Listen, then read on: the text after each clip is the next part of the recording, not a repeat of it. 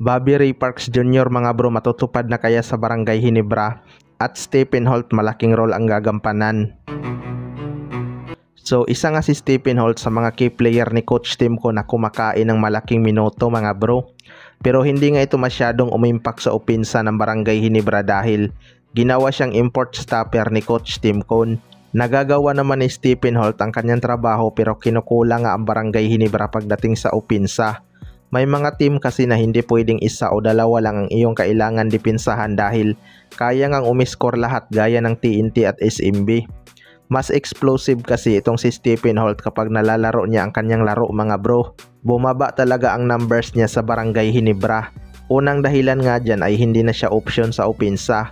Nakakapuntos nga lang siya kapag nabibigyan siya ng good luck pero nasa double digit pa rin naman ang kanyang average mga bro.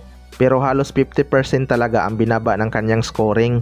Depensa kasi ang pinapatrabaho ni Coach Timko sa kanya, kaya yung kanyang energy ay naka-reserve lang sa depensa. Pero next season mga bro ay malaking role na nga ang kanyang gagampanan dahil balak nga ni Coach Timko ibalik ang kanyang offensive mind. Iba pa rin kasi kapag naging aggressive itong si Stephen Holt sa scoring mga bro. Maganda pa rin iwasan nila ang sobrang pasahan para malimit ang turnover. Kakapasa kasi nila minsan naaabutan ng shot clock violation o di kaya naaagawan sila ng kalaban. Sa kabilang banda naman mga bro, Bobby Ray Parks Jr. matutupad na kaya sa Barangay Ginebra? Ito ngang si Bobby Ray Parks Jr. ang isa sa mga pinakamatunog na may balak bumalik sa PBA mga bro. Nagkaroon nga sila ng lamat itong kanyang mother team na TNT Tropang 5G kaya nag-Japan muna ito. Pero ayon nga sa source mga bro ay sinusubukan daw ng TNT i-offer ang rights ni Bobby Ray Parks Jr. sa Barangay Ginebra kapalit itong si Maverick Ahanmisi. Well, para sa akin mga bro, patas lang talaga ang magiging trade na to dahil wala namang mawawala sa TNT pero may madadagdag na gwardya.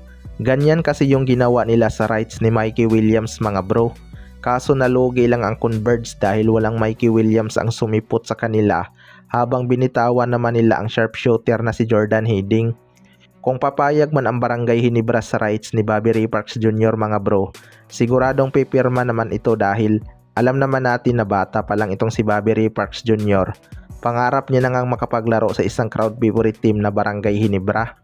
Bukang bibig nga nito noon ang Never Siday kahit sa ang liga mga bro.